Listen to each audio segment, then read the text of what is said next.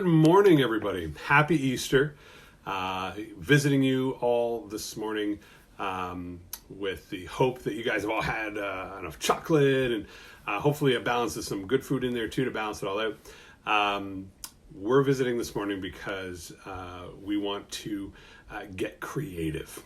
And that is what I do. And you can do that at timholmes.com. That's TIMMHOLMES.com. You can head to my download section. I have free activities and crafts you can download there. And you can get yourself or your children creating stories very easily with a few simple steps. And today we're going to spend about 20-25 minutes together. We're going to do a story starter today. So it's an idea with a picture and a couple of sentences. And we are going to hope that you guys from, anyone from age 5 to 95 can work on this story idea throughout the course of this week. And I'm hoping that you will have your story complete enough that you'll be able to send it via email to me. You can head to timholmes.com in the contact page and send me an email and let me know what your story is. And maybe you've put pictures with it, maybe it's just the text. But I would love to make that a part of our story time. We have a bedtime story time coming up this Saturday, April 18th, I guess it is. And I would love to have your story be shared as one that was built from this story starter. I'll be, of course, sharing one of my own stories as well. So without further ado, we have our story starter of the day. And this is our lovely picture. So we seem to have, I don't know if it's kind of is it a gorilla? Is it a monster? I'm not really sure. It's kind of purple. And in the background, way in the background, we seem to have a couple of kids. Looks like it might be a boy and a girl. And they seem to be pointing at a tree. Very interesting. And there's a big river in between that monster and those kids. Now the words at the bottom say, "The monster's long purple fur fluttered in the wind as it hid behind the large boulder, afraid of the strange creatures." Wait a minute. That really big monster is afraid of those kids pointing at the tree? He thinks they're strange creatures. He doesn't recognize what they are. Well, that's interesting. Why would he not recognize what they are? So this is where we come into play with the beginning of our story. And the beginning of our story, we have to answer a few questions to figure out what our story is even going to be about. And so one of those ideas is we have this creature. And you see, since we're talking about this creature, he seems to be our main character. So our main character needs a name. What would you call a big purple furry monster? We could call him Bobo. We could call him Schlinger. We could call him Bubba. Who knows? Its name's completely up to you. It could be Fred. It could be Charlotte. I don't know. It's completely up to you guys. So we need to name our monster. And once you got that name, we have to figure out, well, here's this monster. Where did it actually come from? Did it come from underground? Did it come from another dimension? Did it come from space? Where did this monster actually come from? And why doesn't it understand what humans look like? He calls them creatures. He's afraid of those small creatures. Now, that's another thing. Those small creatures, what are they doing? The boy and the girl, they're looking at the tree, they're pointing. What is it that they're doing if they're pointing at a tree? And maybe since they're seemingly in the story as well, maybe they need some names as well. Now, one of the biggest questions that we need to ask for the beginning of our story, here's a monster. He came from somewhere, and he's met these strange creatures, a boy and a girl pointing at a tree. They're doing something strange. But what is the monster doing? Why did the monster come to this place? Why did the monster end up there? Is he on a mission? Is he looking for something? Has he lost something? What's going on with this monster? Why? Why is he there? That's a really, really big question.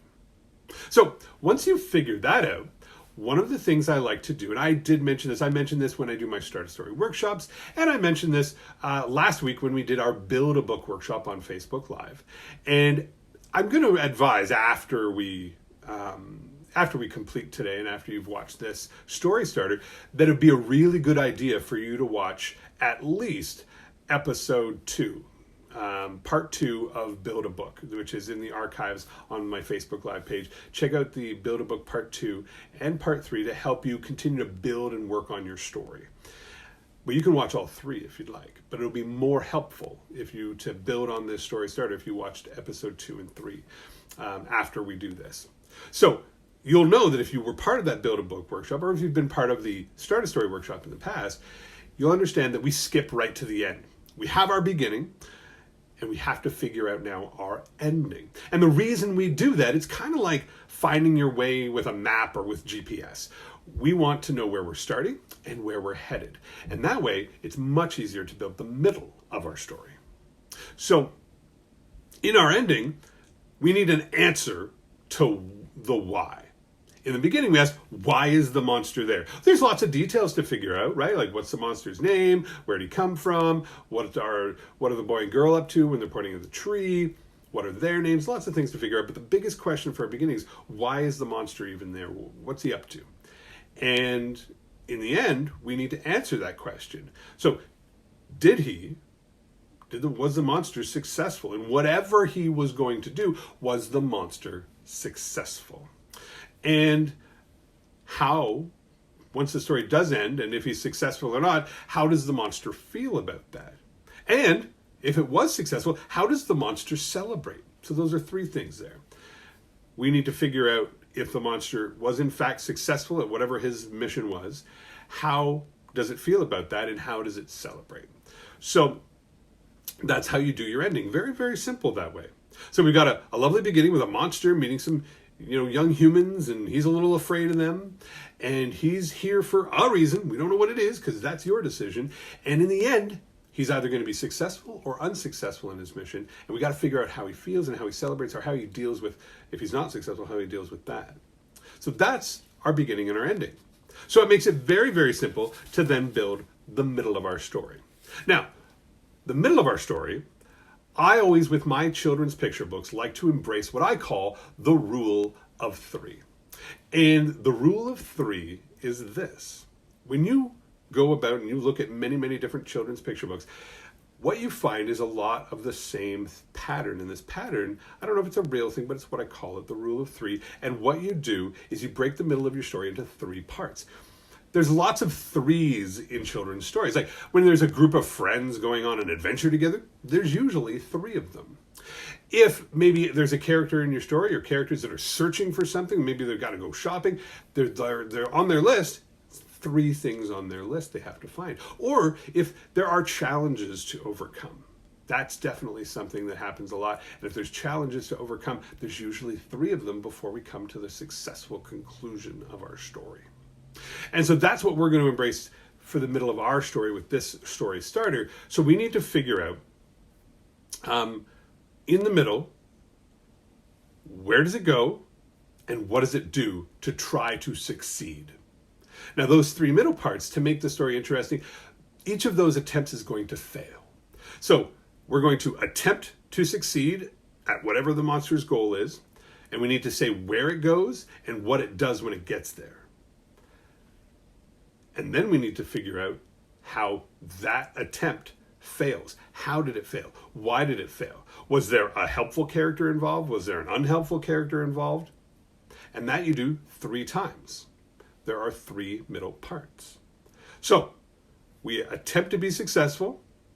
And while we are describing this attempt to be successful, the first try, where did it go? What is it doing? And when that attempt fails, how did it fail? Why did it fail? Was there a helpful character that came out and helped them? Was there an unhelpful character? So those are the questions we need to answer for our middle. And it really is just that simple. Now, I want you guys, when you're building children's stories, I want you to set a good example. And what I mean by that is think of your readers. Whoever is going to read a children's picture book, they are going to be younger. They're going to be kindergarten to grade 3. I want to make sure that we set a good example for your readers. And so let's keep it kind. That's the best way I can say it, is keep it kind. We don't want the monster's mission to be to eat all the humans. That's kind of gross. I mean, if that's the story you want to write, have a lot of fun and write it.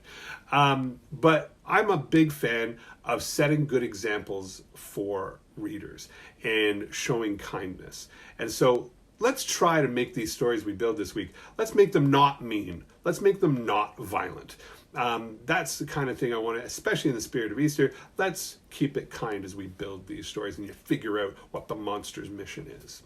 Now, again, I mentioned this about halfway through, but I will mention it again. Last week, we built stories, and we had a lovely story that Vanessa, age 10, allowed me to present last night at our bedtime story. I would love to present some of your stories. If you are able to use this story starter and build your story this week, I would love for you to be able to send it to me by email, and then I would love to read it this coming Saturday as part of our bedtime story time on Facebook Live.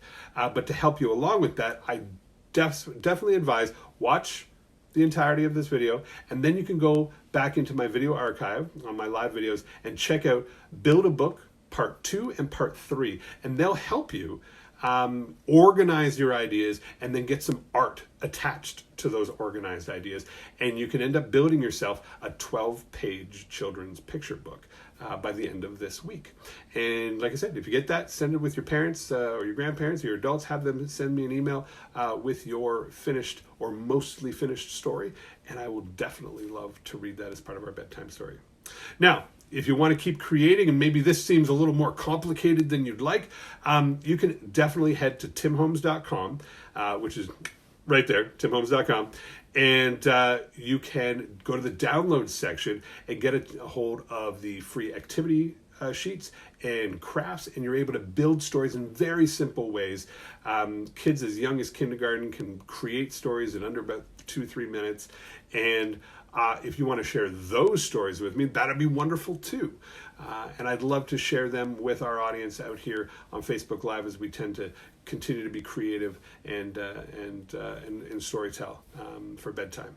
Now, guys, if you like what I'm doing, if you check out some of the other videos, and you see what's happening, your kids are getting creative and they're really falling into this, please do me a big favor. Give me some support. Tell 3 people about what I'm doing here. Have them check out my social media at Tim Writes. Have them check out timholmes.com for those activity sheets.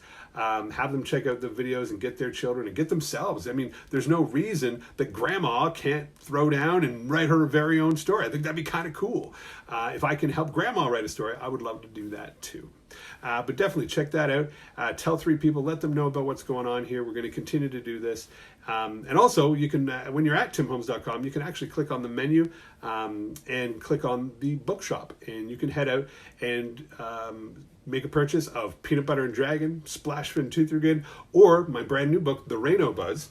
And those books, I would make sure to send you autographed copies and mail them out to you there.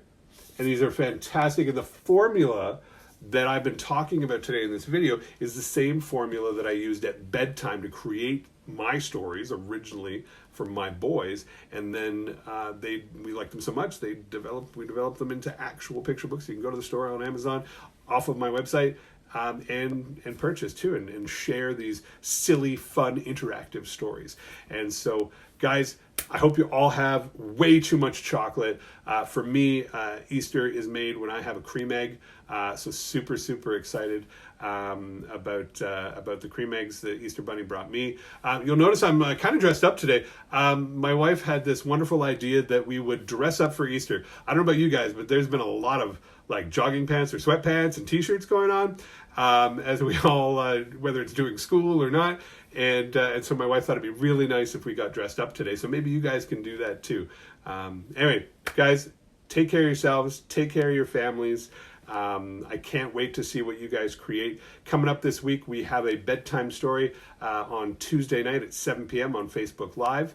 We're also later this week doing an Ask the Author. You can email me questions in advance if you can't join me. We're going to do it on Thursday, April 16th, I think it is, at about 1 p.m. So after you've finished all your schooling stuff in the morning, had some lunch, you can join me at 1 p.m. on Facebook Live and comment on the video, and I'll be answering questions live. Anything you want to know about where creative ideas come from, if you're working on a project and maybe you need some advice on, I'm happy to provide that as well. You've got to finish a book and you want to make it and print it, I'll give out advice for that as well. I'll answer as best I can. And so that's Ask an Author on Thursday.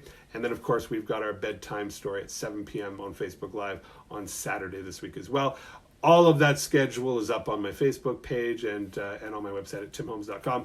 Ladies and gentlemen, take care of yourselves, take care of your families, have fun creating. I'll see you all soon. Cheers. Take care.